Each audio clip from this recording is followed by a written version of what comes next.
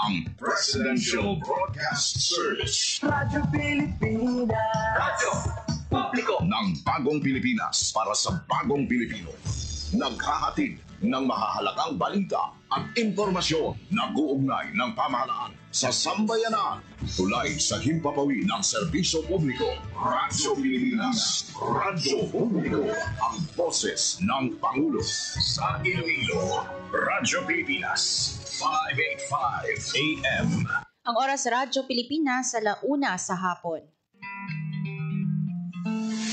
Adlaw-adlaw, Lunes tugtog Biyernes, pagdulong sang mga balita.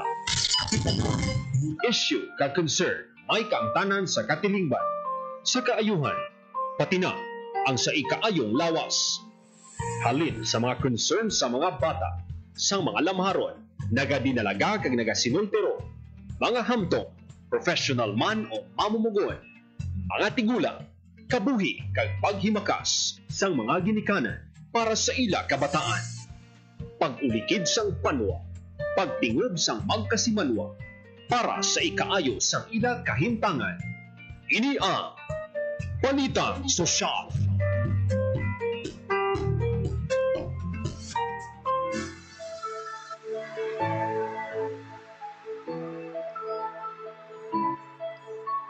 Mayong hapon Pilipinas, mayong hapon Western Visayas. Mayong hapon syudad kag probinsya sang Iloilo adlaw kita sang Miyerkules, September 10, 2025. Ang kaupod ninyo sa buong hapon mga kaabyanan, Hope Torrechante kag ini ang Balita Sosyal.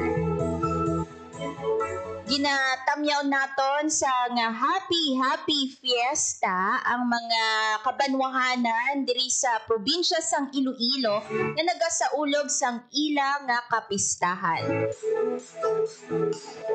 Happy Municipal Fiesta sa Banwa sang Ahoy, sa Banwa sang Kabatuan, sa Gimbal, and also sa Banwa sang Lambunaw.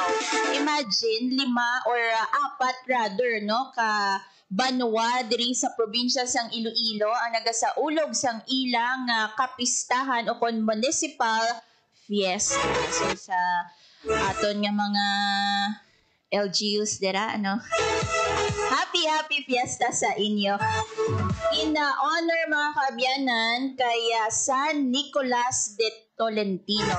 Ang aton diri nga upod nga technician nagprepararo magwa na kay magpadulong paniguro sa pistahan. Lapit lang ni neighbor sa Banwasang Lambunaw. Ay mapit ka pagid sir sa Kabatuan.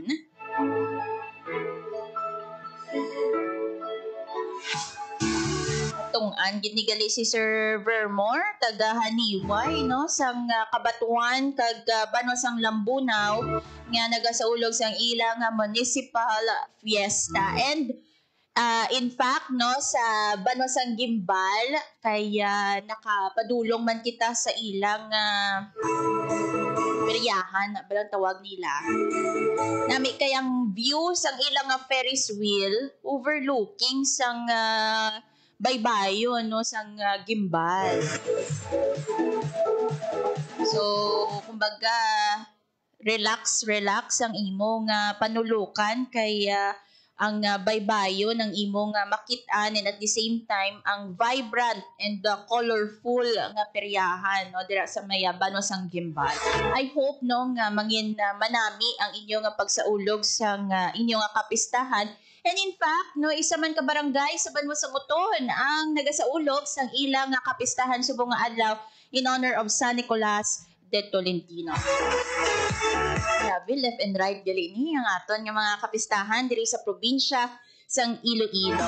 And aside sa fiesta mga kaabyanan, ang adlaw sa September 10, day 2 sa bar examinations.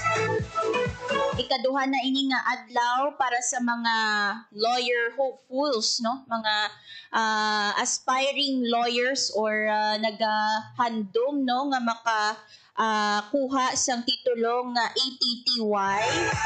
So subong ang ilang day 2 sang ilang examination. And according sa Supreme Court no, madamo ang nag-apply for the bar examinations. In fact, 13,193. And ang nagkuha sang examination mga kaabyanan o kung ang nagpadayon no sang examination out of the applicants no nga 13,000, 11,000 mga kaabyanan. Mataas ini nga percentage ara ina sa 86.7% no ang nagpadayon sa pagkuha sang bar examination. So, diri sa Central Philippine University mga kaabyanan, isa sa mga testing center sa ginhiwat nga bar examination, ang CPU may ara sang 500 plus, no? Masobra 5 kagatos ka examinees. Madamo-damo man ini no ang numero sa examinees naton kay in the whole of Philippines mga kaabyanan may 14 testing centers lawagon naton no ang mga testing centers sa pungsod Pilipinas usa diin no isa sa 14 nga ini ang Central Philippine University.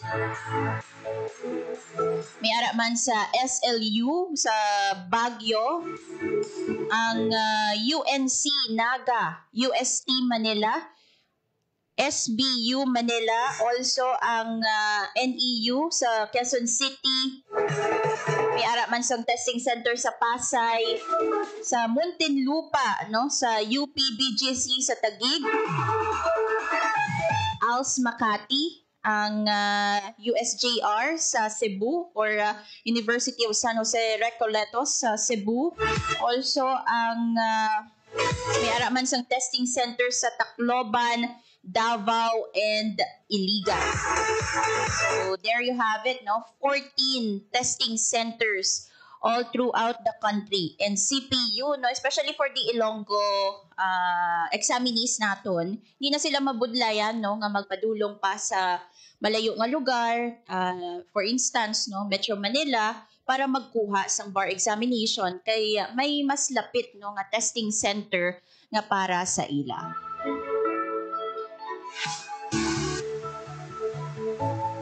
And also mga kaabyanan, diri sa Iloilo City, makita naton do medyo magurugal umon ang aton nga kalangitan. Di masyado mainit, di man masyado wala man nagatupa gid ang ulan, no? So i-check naton ang lakat sang panahon kay there are also instances, no, especially subong nga semana, ginag-ulan niya sa iban nga bahin sang probinsya sang Iloilo. Dito sa First District, no, mamunog ang ulan sa amon sa Tigbawan. Mabaskog ang pag-ulan sang na-experiensyahan namon sini nga semana humalin sang Domingo, no. May pagtupa man sang ulan sang Lunes.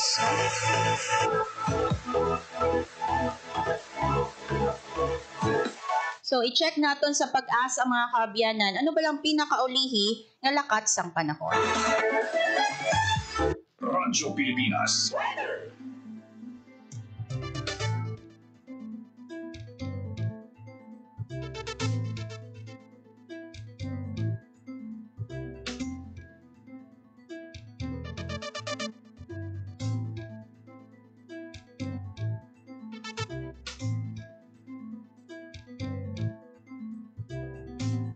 Radyo Pilipinas.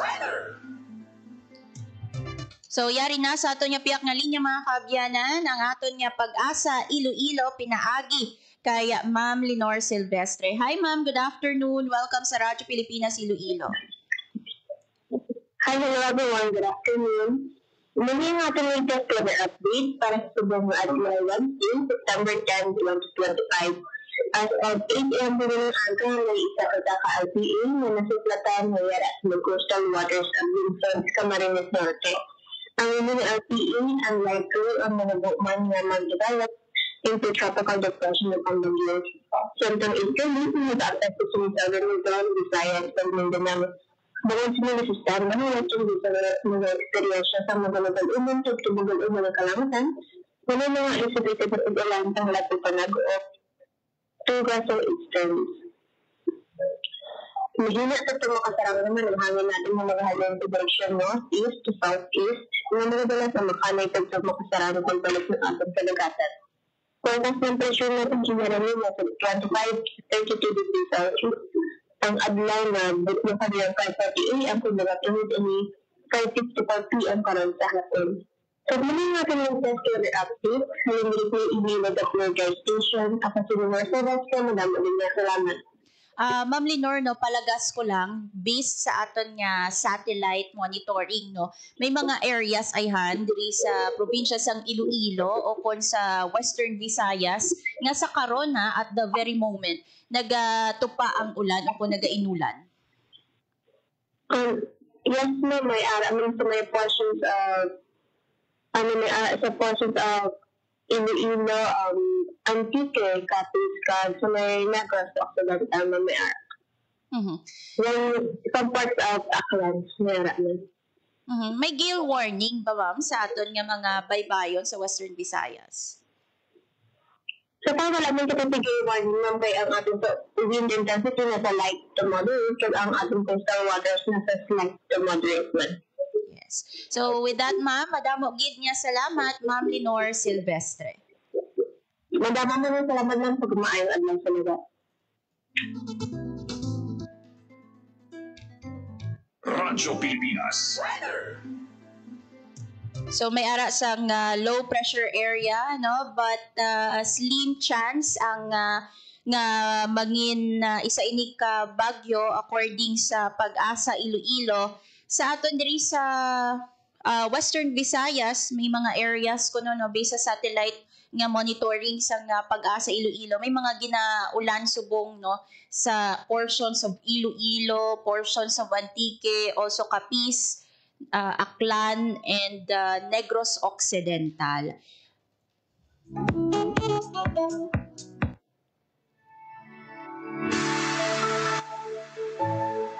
So ang aton nga pahanumdom sa aton nga mga tagpalamati, no, especially ang mga maglakat sa ilang kung diin man sila magpadulong, no, or especially sa pistahan kung may plan ka mo nga magpadulong sa mga kabanwahanan nga nagasaulog karon sa kapistahan, no, magdalagid sang payong kaya anytime no nagaulan diri sa aton sa probinsya sang Iloilo. Mga kaabyanan, subong nga adlaw sang Miyerkules, September 10, nagsugod naman ang aktibidad no sang Regional Science, Technology and Innovation Week 2025. Ang RSTW 2025, mga kaabyanan, ginahiwat sa karon sa Rojas City, Capiz.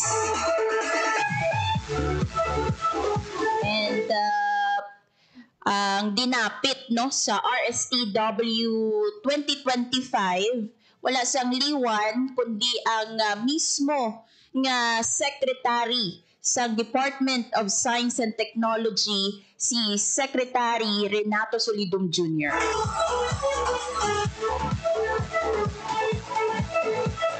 Based sa aton nga observation, do almost present sa tanan nga mga lihok no sang RSTW si Secretary Renato Solidum Jr. Kaya pahayag ani niya no ang RSTW platform para nga mapalapit ang sensya, teknolohiya, kag inobasyon sa mga pumuluyo. So that is why do ginahatagan niya gid priority no ang RSTW sa nagkalain-lain nga mga rehiyon diri sa ato sa pungsod Pilipinas, lakip na dira ang Western Visayas. Last year, in fact, ariman si Secretary Renato Solidum Jr. kag ginhiwat ang RSTW 2024 sa Sibalom, Antique. So sa karon, ang 2025 edition ginhiwat ina sa Rojas City, Capiz. So ang opening ceremony, mga kaabyanan, ginhiwat no kainas ang aga bilang hudyat no kung patimaan sang opening man sa mga aktibidad sang RSTW. Lakip na dira ang exhibit sa mga nagkalain-lain nga mga technological innovations, mga programs o kon projects nga ginpangunahan sang DOST. Sa aton nga mga kauturan, especially mga estudyante, no, may ara sang robotics sa RSTW sa Rojas City, and at the same time ang FIVOX, no, may ara sila sang exhibit man dira, no, kung sa diin pwede nimo ma-experience ang mga nagkalain-lain nga mga magnitude, no, sang earthquake, and also makita mo dira ang intensities sang earthquake. Kaya gindala ina sang DOST FIVOX sa Rojas City, Capiz. Hindi lang ina mga kabyanan, madamo sa mga technological innovations nga gindala sa Rojas City, Capiz para nga like again, no, ang tinutuyo nga mapalapit ang siyensya, teknolohiya, inobasyon sa mga komunidad. So this year, ang RSTW ginhiwat sa Rojas City, in fact, no, ginalibot or tinutuyo sa DOST Region 6 nga libuto ng Western Visayas bilang mangin venue, no, sang RSTW.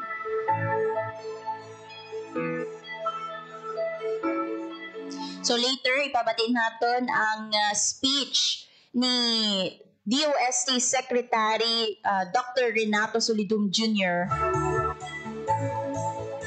Also, ang mensahe man, no, ni Engineer Rowan Helonga, ang Regional Director sa Department of Science and Technology Western Visayas, and ang host LGU, no, sa RSTW, ang mensahe ni Mayor Ronnie Dadivas, ang alkalde sang Rojas City.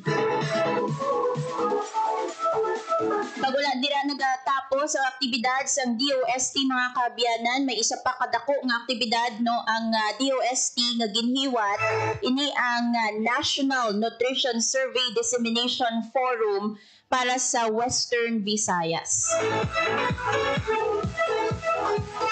So ang National Nutrition Survey Dissemination Forum ang ginpangunahan sa Department of Science and Technology Food and Nutrition Research Institute o kon DOST FNRI, kung sa diin, no, nag-present sila sang mga datos based sa mga evidences, no, sa status sang or nutrition status sang mga kabataan or adolescents, no, diri sa Western Visayas. So ang datos ina sa region compare ina, no, sa datos sa national nga level. And unfortunately mga kabyanan, may mga datos, no, kung sa diin makita iya nga mataas ang prevalence rate sa Western Visayas compared sa national data, no, kung sa pambansang antas sa mga nagapangunang indicator sa nutrition. So later, no, hibaloon naton kung pila bala ang percentage, no, sang underweight sa school age children sa Western Visayas versus, no, sa national data. Ang stunting or pagkaputot, no, sa school age children sa Western Visayas, ibaloon man natin mga kabyanan. Wasting sa school age children, may mga data ang DOST FNRI. So i-present ina sang FNRI, no, kaginhiwat ang dissemination forum diri sa Iloilo City, partikular, no, sa distrito sang Mandurriao. So later ipabati naton ang data presentation sang DOST FNRI.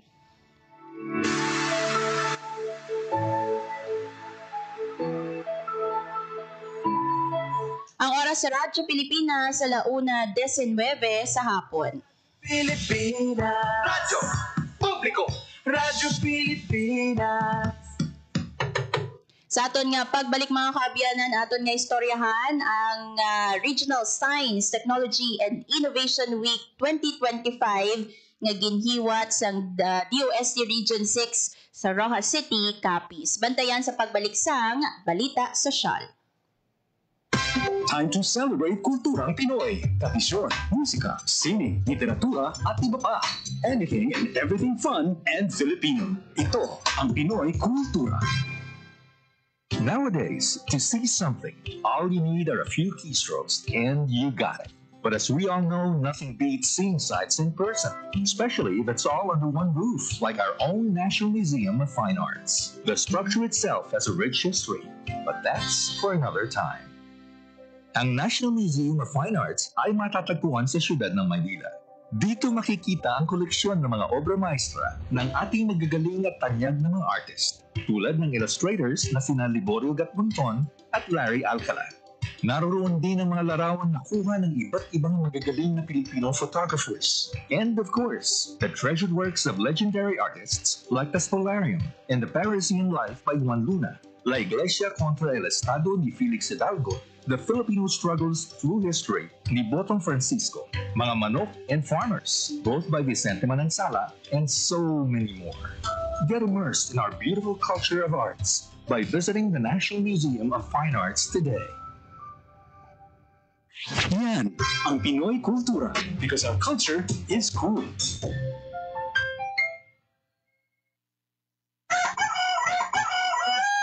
Nay, anong oras na?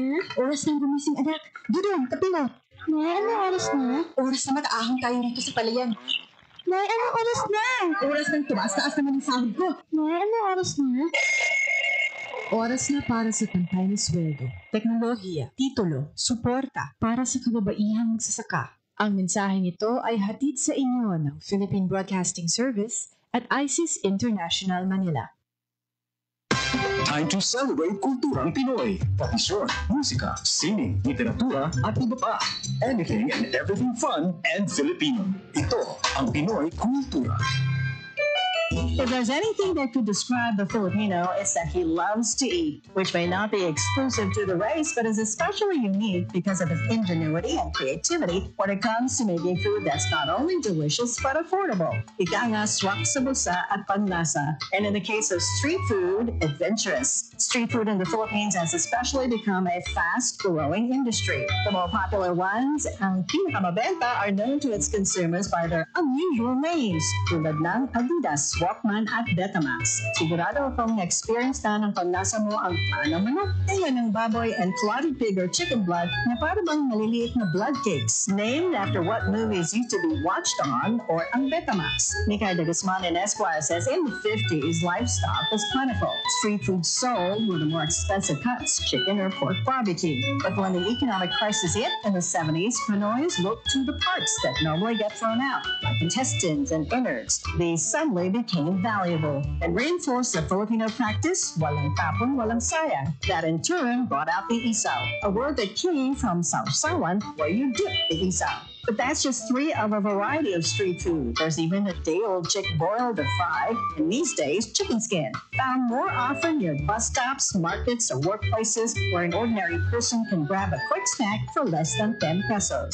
Ano man ito, banana cue, kamote cue, turon man, kwek or pakunaning. In these times of frugality and austerity, laman siya ng Pilipino at ng kanyang kultura. Yan ang Pinoy Kultura, because our culture is cool. Ang oras sa Radyo Pilipinas sa 1:23 sa hapon.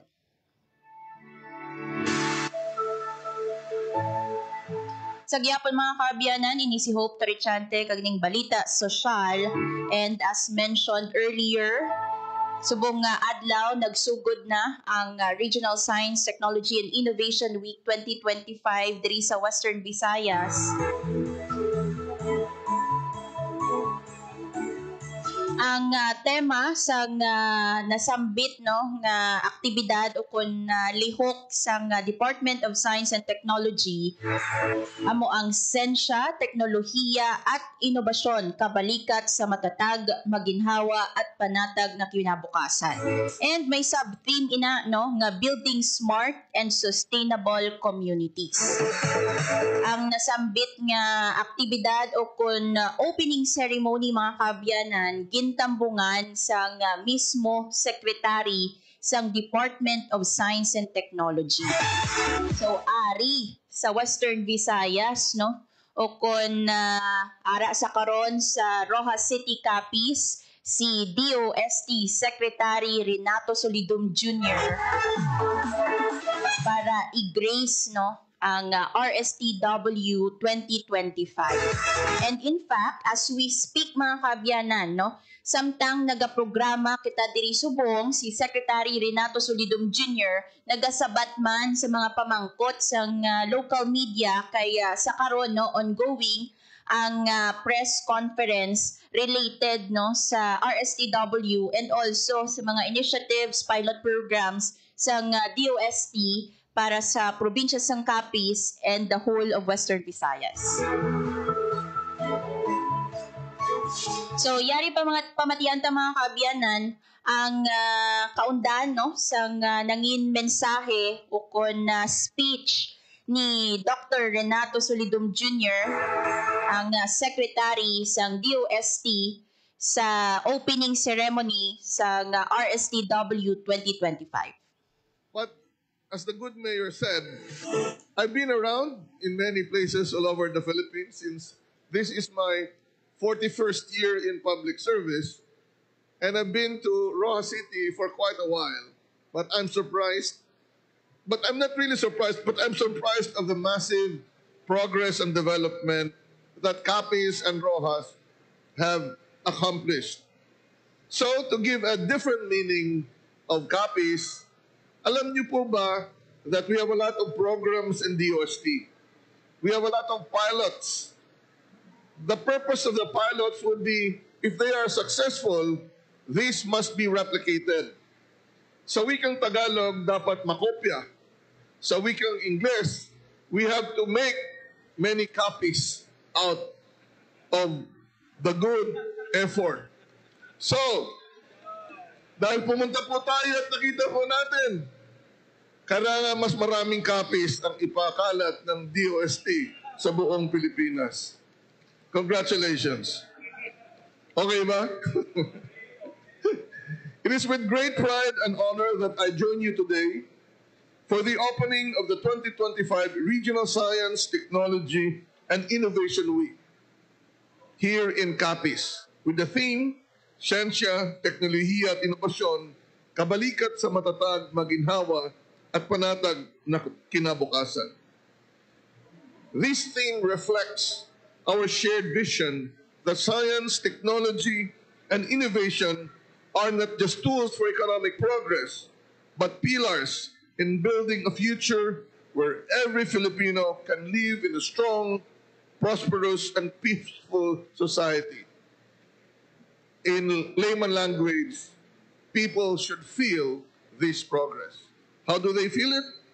Because the society is strong, prosperous, and peaceful.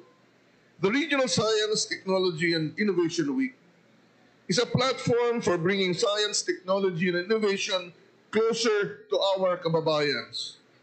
It is where ideas meet action, where partnerships turn into progress, and where communities see firsthand how innovations can improve lives. For example, Rojas City is the seafood capital of the Philippines. Maraming aqua industry. And I hope that we can really further improve your seafood industry by introducing smart agricultural techniques, both land-based and, of course, aqua-based industry. And we offer a program with PEZA, the Philippine Economic Zone Authority, by establishing a university-based ecozone through the Knowledge, Innovation, Science and Technology Ecozone, and Capiz State University can focus on smart aquaculture. Maganda po yan. Pangalawa, siyempre, pagdating po sa pagkain, hindi po lahat ng tao makakain. Kaya, I hope that you can also develop your ecotourism. Yung sea naman, seafood, yung mata ang titingin. And so we have to combine these many efforts where you can capitalize on your natural resources and infuse science, technology, and innovation to further improve this and get more income for our kababayans. As you actually promote your city, your province, you must improve your tourism, but the best and most technologically advanced way of advertising your province is through the virtual world. For example, we are assisting Intramuros administration in Manila, which is one of the famous tourist spots in the Philippines. We're helping them improve their Intramuros application, improve their food processing, management in their restaurants and street vendors, improve their waste management, improve their e-mobility transport system like the Tranvia, from diesel to electric. But we wanted to have them be more dynamic in terms of advertising Intramuros as a top tourist destination by gamifying the tourist spots in Intramuros. So pwede rin sa inyo. So bakit po? Kasi kailangang patakamin ang mata, hindi lang ang bituka, para makapunta ang turista dito, para makakain sila ng inyong seafood. Habang nagde-develop po ang inyong lugar, magkaka-traffic. Kaya importante po may traffic management which is smart and sustainable. So, ladies and gentlemen, with our mantra for one DOST for you, solutions and opportunities for all, we are working as one DOST system to provide innovative solutions to everyone. Kung ang topic po sa ngayon na mainit ay baha, babahain namin kayo ng innovation to help you really create progress. And how do we do this? We will strive to reach not only the industries but also the grassroots. Kasi po, sa siyensya at teknolohiya, kapag ang mga political leaders, mayors, governors, board members ay makasiyensya at teknolohiya, tsak po ang botante niyo at residente ay masaya. Kasi ito po ang ating programa para sa inyo. But So, there you have it mga kaabyanan, si Secretary Renato Solidum Jr., ang Secretary sa Department of Science and Technology, ang keynote speaker, ang dinapit sa RSTW 2025 nga sa karon no ongoing sa Rojas City, Capiz. And nabatian niyo no sa last part sang nangin mensahe sa Tiglikom no, gin-highlight niya nga sa karon although mainit ang topiko no ining issue sa baha o ng flood control no siling ni Secretary Solidum, bahaon namon kamo sang innovations sang programs pinaagi sa grassroots no. Kumbaga mag-start ang innovation, ang progress sa grassroots level, hindi lang kumbaga sa usual ng ginatagaan naton sa mga interventions, but also gina-download ang ini nga mga interventions padulong no sa mga komunidad o kung sa aton nga mga kabaranggayan.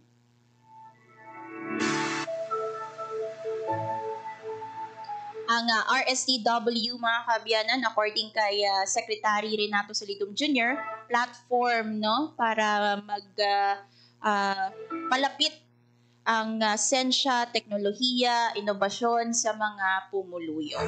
And in fact, every time nga may ara kita sa RSTW, since madamo sa mga exhibits no, hindi lang ina-exhibit sa mga tangible no nga mga innovations nga gin-create o kung gin-funds ng DOST, but also exhibits ang knowledge, no, sang pinaagi sa aton nga mga balik scientists, mga researchers, no, sa academe and also in other private institutions. So in other words, mga kaabyanan, sa RSTW, may mga exchange of ideas. No? Magiging platform ini para nga ang mga estudyante, no, may mapulutan sila sang leksyon, no, may kaangtanan sa science, technology, and innovation. And you know what's interesting, no? Even ang tourism na mention kaina or na-touch kaina sa mensahe ni Secretary Solidum, no? Ang tourism, mga kaabyanan, mas nagasanyog pagid kung gina-infuse o kung ginabutangan naton or gina-incorporate naton sa sensya, teknolohiya, kag inobasyon. And in fact, kung innovative ang aton nga mga tourism industries, no, mga stakeholders naton, di naton makita nga mas nagaganyat pagid sila, no, sa mga turista sa ilatag sa tagsa ka mga establishments. Subong pa, no, according sa aton nga interview with Sir Alfonso Tesoro, ang hepe sa Capiz Provincial Tourism and Cultural Affairs Office, ang province of Capiz, ang may pinakamataas nga growth rate, no, in terms of tourist arrival sang nagligad nga tuig 2024. So they're aiming the same, no, for year 2025. So hopefully, no, sa like for example sa ecotourism, silingani ni Secretary Solidum, mabutang kita, ma-innovate kita pinaagi sa science and technology. Sa Rojas City bilang seafood capital of the Philippines, pasanyugon ang aquaculture industry sa Rojas City pinaagi sa mga different DOST interventions. And with that, no, maganyat pagid ang mga turista nga magpadulong sa Rojas City, tilawan ang ila mga manamit nga seafood, ang talaba, ang mga shell products nila, no?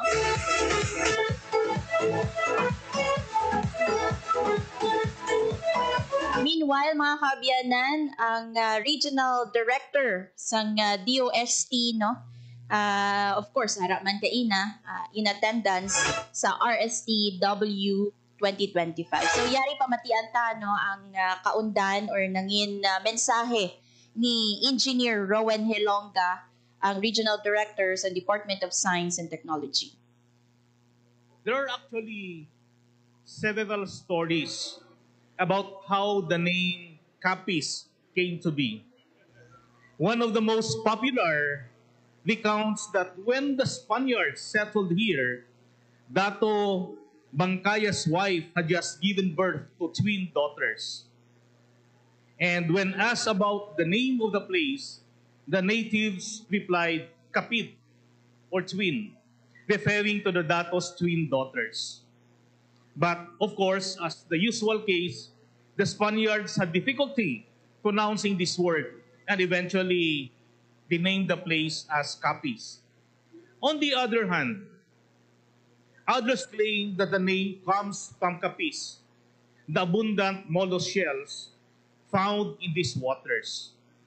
Whether from Capid or Capiz, or whether from Capid, symbolizing unity, or Capiz representing the rich marine bounty of this province, both stories reflect the essence of what makes Capiz special. Strong family and community bonds and rich natural resources. Capiz is also known as the seafood capital of the Philippines. As such, its rich marine ecosystem provides the perfect backdrop for showing how science, technology, and innovation can enhance the agricultural and fisheries sectors to support social and economic development while preserving and, in fact, even celebrating our cultural heritage and identity. Our event theme is Siyensya, Teknolohiya, at Inobasyon, kabalikat sa matatag, maginhawa, at panatag na kinabukasan. This theme reminds us that scientific knowledge and technological innovations are not useful unless they are used for improving the lives of Filipinos. It reminds our researchers and our scientists that their work is not finished. It is not done unless it has been used for addressing the problems faced by some or most Filipinos.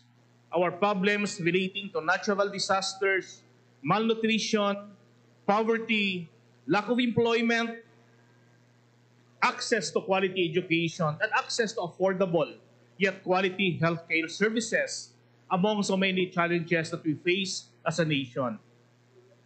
But at the same time, it reminds our industry, our MSMEs, our government leaders, our local government units, that our researchers and scientists have technologies that can address the problems our communities and our industries are facing.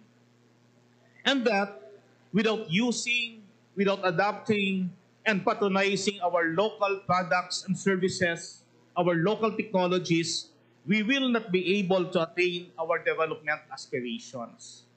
It is a reminder to really believe in the talent of the Filipino researcher and the capabilities of our innovators.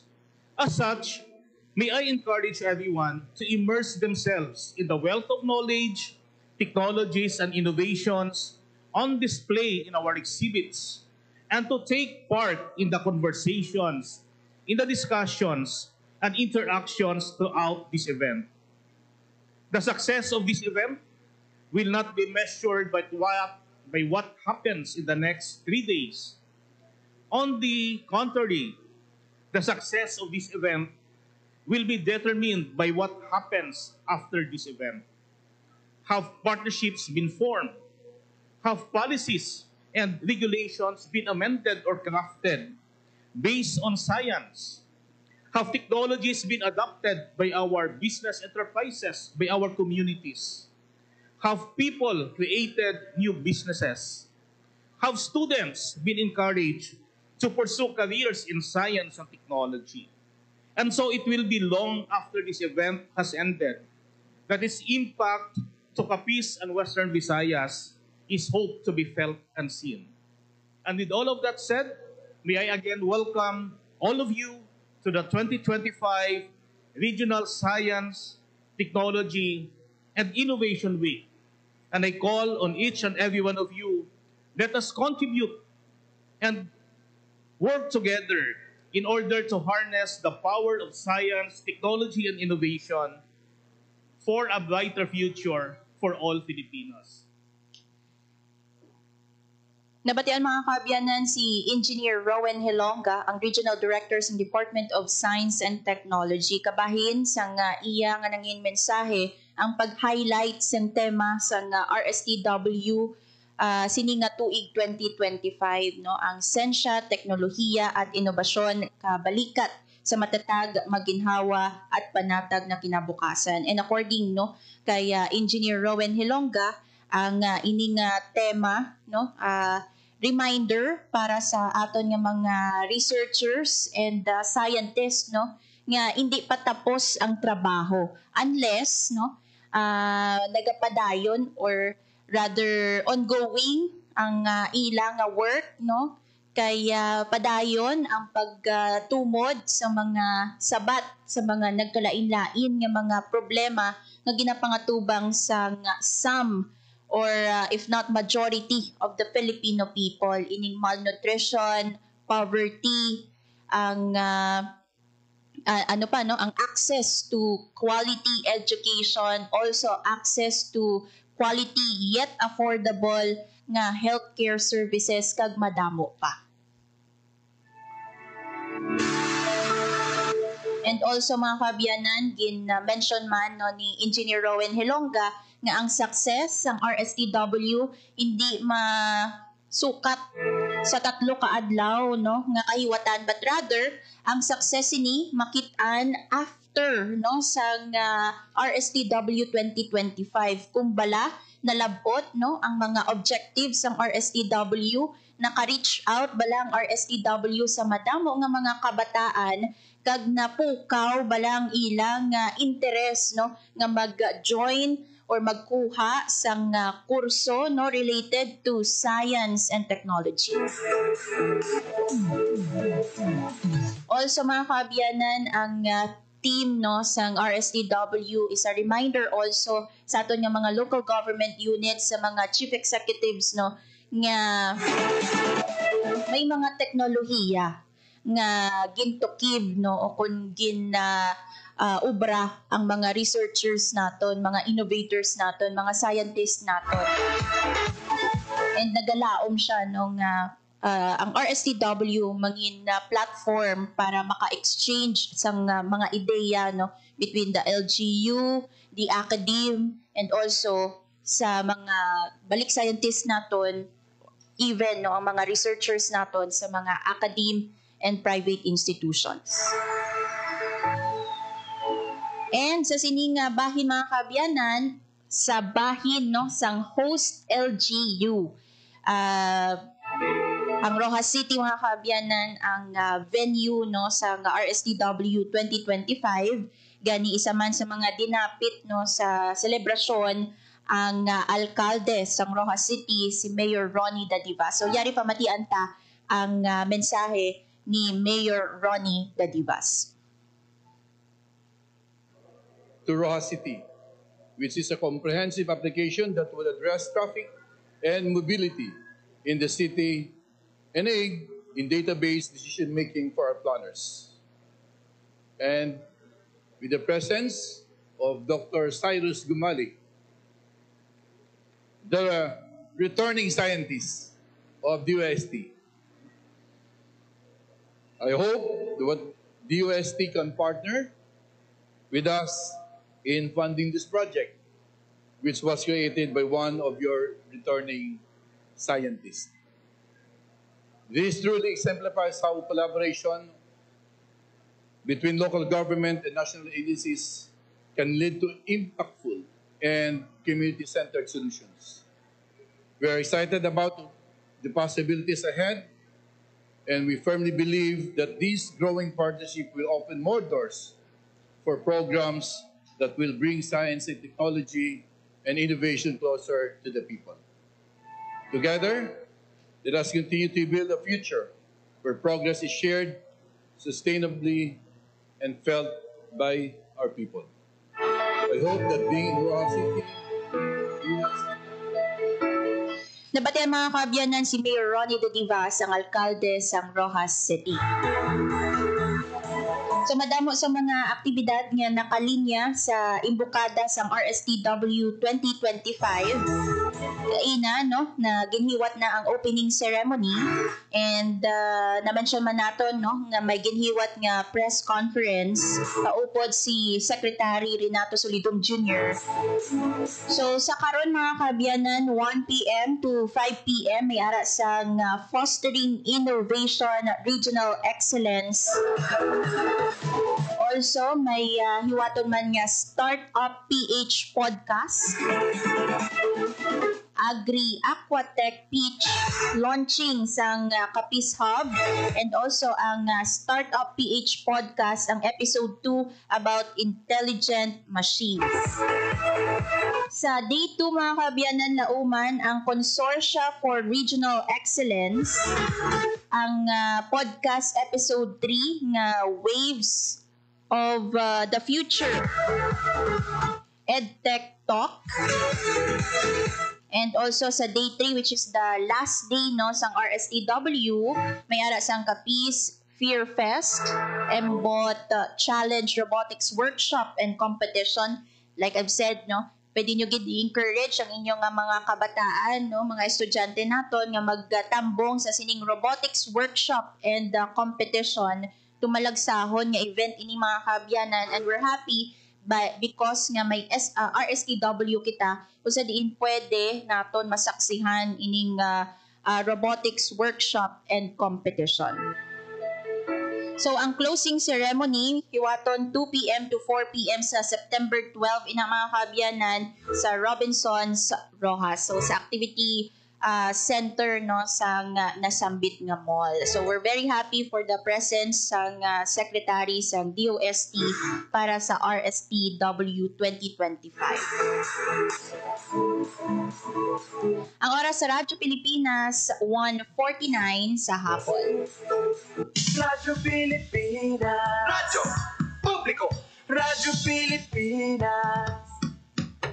Sa aton nga pagbalik, very quickly lang mga kaabyanan, aton i-discuss no, ang National Nutrition Survey Dissemination Forum. Isa ini kadako nga aktibidad man no, nga ginhiwat diri sa Iloilo City kung sa diin ginpabalo ang mga statistics no related sa nutrition sa Western Visayas versus no sa national data. Yung pangunahan ini sa Department of Science and Technology FNRI. Bantayan sa pagbalik sang balita sa SHOT. Time to celebrate kulturang Pinoy. Tradisyon, musika, sining, literatura at iba pa. Anything and everything fun and Filipino. Ito ang Pinoy Kultura. Iba ang musikang Pilipino or more popularly known as OPM. May OPM na makabago. May OPM na makaluma. Dal mo sana at tulog sa may OPM na rock. May OPM na rap. You know, last night, yo, it was the best. May OPM na mabagal.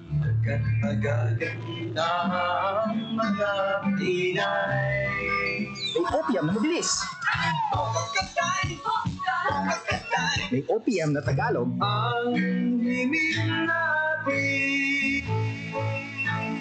May OPM na English. Bahagi ng ating kultura, noon, ngayon at magpakailanman. Anumang OPM ang hanap mo, isa lang ang masasabi ko.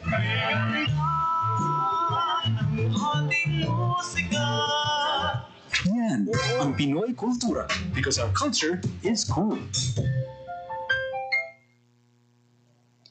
Ang oras sa Radyo Pilipinas 1:51 sa hapon. Radyo Pilipinas. Radyo Publiko. Radyo Pilipinas. Mga kaabyanan, as mentioned, may ginhiwat nga survey or dissemination forum ang Department of Science and Technology, Food and Nutrition Research Institute o kon DOST FNRI. Kung sa diin, no, ginpakita diri ang survey, ang datos, no, may kaangtanan sa nutrition status no sa Western Visayas and pinaanggid ina sa national data.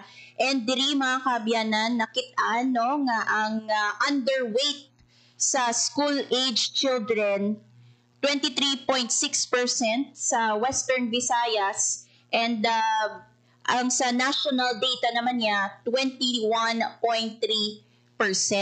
Ang stunting sa school-age children, mga kaabyanan, 18.2% sa Western Visayas. Sa Pungsod, Pilipinas, ang national data diri, 17.9%.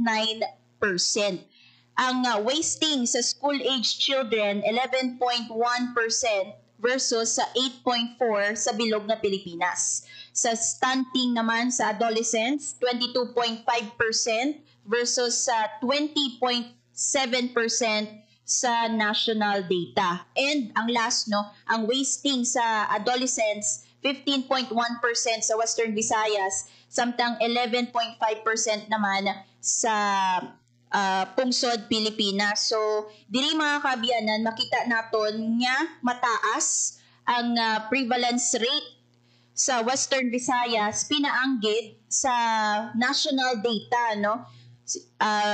Ini may kaangtanan sa mga indicators, may kaangtanan sa nutrition. So diri ang aton nga mga tagpalamati no naga-wonder no balang stunting. Ang stunting o kung pagkaputot no hindi appropriate ang imong ikaw ay too short for your age no kumbaga hindi appropriate ang imong height sa imo nga edad. Ang wasting naman niya payat ikaw no para sa imo nga kumbaga sudden weight loss o kung failure to gain weight amo nang wasting, no? So kumbaga hindi balanse ang imo nga kumbaga nutrition. So that is why mga kaabyanan, makita naton nga unfortunate katama kay ti mataas ang prevalence rate sa Western Visayas sa stunting, underweight, and wasting, no, sa school-age children pinaanggid sa national data. So ina nangin kabahin, no, sa 2023 National Nutrition Survey Dissemination Forum para sa Western Visayas kag ginhiwat ina mga kaabyanan diri sa Iloilo City.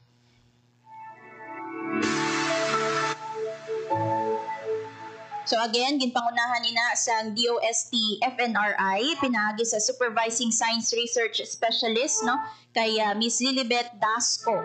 Ang forum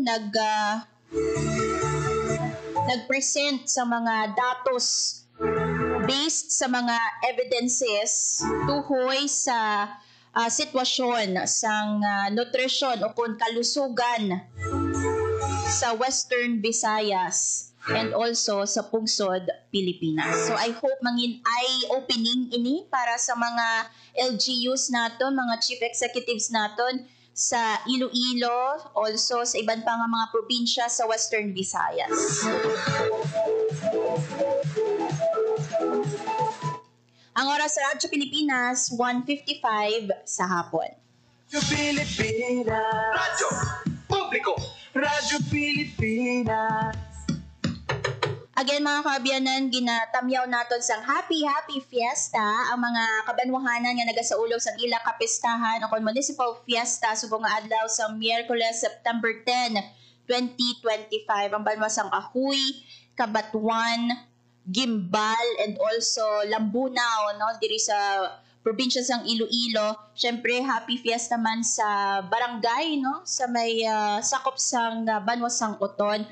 In honor of San Nicolas de Tolentino. Gusto man natin pasalamatan ang mga nagtutok sa aton nga Facebook Live kag sa radyo sa 585 AM. Madamo gid nga salamat mga kaabyanan sa inyo padayon nga pagsuporta sa Radyo Pilipinas Iloilo. Sa aton man nga mga katuwang technical diri sa studio, Sir Roy Louie Kaipang sa transmitter, Sir Jeffrey Betita. Mga kaabyanan, ang inkaupo ninyo Hope Tarichante, kagini ang balita sosyal. Ang inyong tulay sa himpapawid ng serbisyo publiko, ang Presidential Broadcast Service, Radyo Pilipinas, Radyo Publiko.